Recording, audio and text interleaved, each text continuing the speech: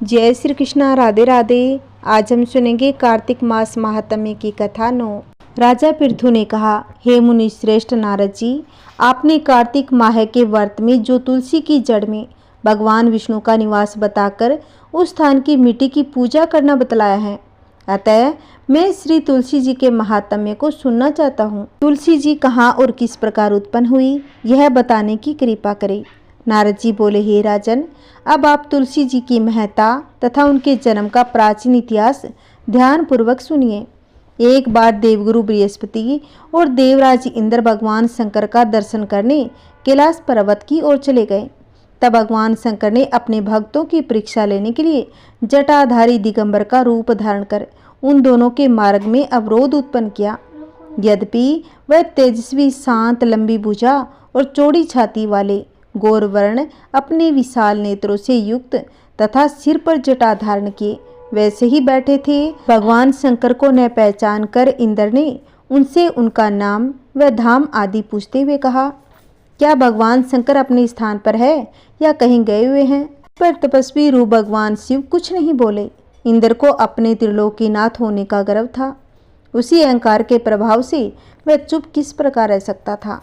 उसने क्रोधित होते हुए उस तपस्वी को घूर कर कहा, अरे, मैंने तुझसे कुछ पूछा है, तू उसका उत्तर भी नहीं देता। मैं अभी तुझ पर वज्र का प्रहार कर देता हूँ, फिर देखता हूँ कि कौन तुझ दुर्मति की रक्षा करता है। इस प्रकार कहकर जैसे ही इंद्र ने जटाधारी दिगंबर को मारने के लिए हाथ में वज्र लिया, वैसे ही भगवान शिव ने वज्र सहित इंद्र का हाथ स्तंभित कर दिया और विकराल नेत्र कर उसे देखा। उस समय ऐसा प्रतीत हो रहा था कि वह दिगंबर प्रज्वलित हो उठा और अपने तेज से जला देगा। भुजाएं स्तंभित होने के कारण इंद्र दुखित होने के साथ साथ अत्यंत कुपित भी हो गया। परंतु उस जटाधारी दिगंबर को प्रज्वलित देखकर बृहस्पति जी ने उन्हें भगवान शंकर जानकर प्रणाम किया और दंडवत होकर उनकी स्तुति करने लगे। बृहस्पति भगवान शंकर से कहने लगे, हे दीननाथ, हे महादेव, आप अपने क्रोध को शांत कर लीजिए और इंद्र के इस अपराध को क्षमा कीजिए। बृहस्पति के यह वचन सुनकर भगवान शंकर ने गंभीर वाणी से कहा, मैं अपने नेत्रों से निकाले हुए क्रोध को किस प्रकार रोकूं? तब बृहस्पति ने कहा, भगवान, आप अपना भक्त वत्सल नाम सार्थक करते हुए अपने भक्तों पर दया कीजिए। आप अपने इस तेज को अन्यंतर स्थापित कीजिए और इंद्र का उद्धार कीजिए। तब भगवान शंकर गुरु बृहस्पति से बोले, मैं तुम्हारी स्तुति से अत्यंत ही प्रसन्न हूँ। तुमने इंद्र को जीवन दान दिलवाया है। मुझे विश्वास है कि मेरे नेत्रों की अग्नि अब इंद्र को पीड़ित नहीं करेगी। बृहस्पति से इस प्रकार कहकर भगवान शिव ने अपने मस्तक से निकाले हुए अग्नि में तेज को अपने हाथों में ले लिया और फिर उसे क्षीर सागर में डाल दिया।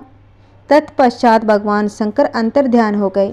इस प्रकार जिसको जो जानने की कामना थी उसे जानकर इंद्र तथा बृहस्पति अपने अपने स्थान को चले गए। कार्तिक मास महात्म्य अध्याय 9 समाप्त हुआ। अब कल की वीडियो में आगे की कथा सुनेंगे। आइए अब सुनते हैं भगवान श्री कृष्ण की एक सुंदर कथा। हरिदास नाम का एक किसान भगवान श्री कृष्ण का बहुत ही बड़ा भक्त था। वह हर महीने वृंदावन जाता था और भगवान को पेड़ों का भोग लगाता, वहाँ पर पेड़े घर लाता था और बांट देता था। कई सालों से यही चल रहा था। एक दिन वह वृंदावन में बिहारी जी के दर्शन करने जा रहा था। तभी उसने एक हलवाई की दुकान पर एक मिठाई बनती हुई देखी। उसे देखकर हरिदास को कुछ समझ नहीं आया। हरिदास बोला, भैया, ये आप कौन सी मिठाई बना रहे हो? हलवाई बोला, भैया, इसे खुरचन कहते हैं। यहाँ की मशहूर मिठाई है और नंदलाला को बहुत ही पसंद है, खाकर देखो।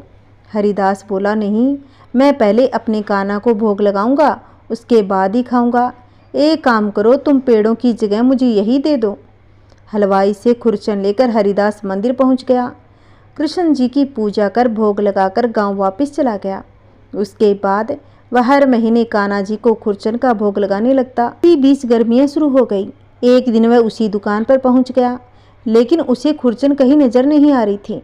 हरिदास कहने लगा कि भाई, आज खुरचन कहीं नजर नहीं आ रही। हलवाई बोला, भैया, गर्मियों में दूध की कमी हो जाती है और खुरचन में बहुत दूध लगता है, इसीलिए गर्मियों में खुरचन नहीं मिलती, पूरे वृंदावन में नहीं मिलेगी, आप पेड़े ले जाइए। हरिदास बोला, लेकिन भैया, मैं तो खुरचन का ही भोग लगाना चाहता हूँ, आप एक काम करो, मेरे लिए थोड़ा सा ही बना दो। हलवाई कहने लगा कि भाई, खुरचन नहीं बन सकती, उसे बनाने में पूरा दिन लग जाता है और न हमारे पास छोटे बर्तन हैं जिसमें थोड़ी सी बनाएं। आप मेरी बात मानो, पेड़े का भोग लगा दो। अब हरिदास पेड़े लेकर मंदिर जा पहुंचा और भोग लगाकर वापस आता है तो रात के समय जब वह सो रहा था, उसे सपने में कान्हा जी बाल रूप में दिखाई दिए। उसने देखा नन्हे से कृष्ण जी की आंखों से आंसू निकल रहे थे और सामने पेड़े पड़े हैं। यह देखकर हरिदास की नींद खुल गई और रात को यही गांव से पैदल वृंदावन के लिए चल पड़ा। सुबह दिन निकलते ही वह उस हलवाई की दुकान पर पहुंच गया। हलवाई कहने लगा कि अरे भाई जी, आप सुबह सुबह क्या बात है? हरिदास बोला, भैया आप मुझे बता दो खुरचन कैसे बनेगी, नहीं तो मेरे नंदलाल भूखे रह जाएंगे। हलवाई कहने लगा, हमारे जैसी खुरचन पूरे वृंदावन में कोई नहीं बनाता, हम तुम्हें कैसे बता दें? मुझे तो लगता है किसी हलवाई ने तुझे खुरचन के बारे में पता करने भेजा है, इसलिए तुम यहाँ कान्हा का नाम लेकर झूठी कहानी सुना रहे हो। भागो यहाँ से, फिर कभी नजर मत आना। हरिदास दुखी होकर कृष्ण जी के मंदिर के बाहर जाकर बैठ गया। वह भगवान के दर्शन करने भी नहीं जाता। हरिदास को सुबह से शाम हो गई। वह भूखा प्यासा मंदिर के बाहर बैठकर हरे कृष्ण नाम का जप करता रहा। शाम के समय वह हलवाई हरिदास को ढूंढते हुए आया और हलवाई कहने लगा, भाई जी, मैं काफ़ी देर से आपको ढूंढ रहा था, आपको मैंने दुकान से भगा दिया, उसके बाद से मेरी दुकान पर एक भी ग्राहक नहीं आया। शाम तक मेरी सारी मिठाई सड़ गई, मुझसे तो बहुत ही बड़ी गलती हो गई। नंदलाल तुम्हारे द्वारा स्वयं मेरी मिठाई का भोग लेना चाह रहे थे, मैंने घमंड में उनके सच्चे भक्त को ही मना कर दिया। अब तुम मेरे साथ चलो। हरिदास कहने लगा, मुझे क्षमा करो भाई, मेरे कारण तुम्हें कष्ट हुआ। हलवाई कहने लगा, आप पहले मेरे साथ तो चलो, मैंने दूध मंगा लिया है, अब दुकान में हर दिन खुरचन बनेगी, चाहे कितनी भी महंगी पड़े। हलवाई हरिदास को दुकान पर ले आया और उसके सामने खुरचन बनाने लगा। पूरी रात खुरचन बनने में लग गई। सुबह मंदिर खुलते ही हरिदास ने भगवान का भोग लगाया। उसके बाद उस हलवाई ने सारी खुरचन प्रसाद के रूप में बांट दी। जय श्री कृष्णा, राधे राधे। अगर आपको यह कहानी अच्छी लगी है तो प्लीज़ इस वीडियो को शेयर करें, लाइक करें और कमेंट में बताएं कि आपको मेरी कहानी कैसी लगी। अगर आपने अभी तक मेरे चैनल को सब्सक्राइब नहीं किया है तो प्लीज़ मेरे इस चैनल को सब्सक्राइब करें, जिससे आपको नई वीडियो की नोटिफिकेशन सबसे पहले मिलेगी। जय श्री कृष्णा, राधे राधे।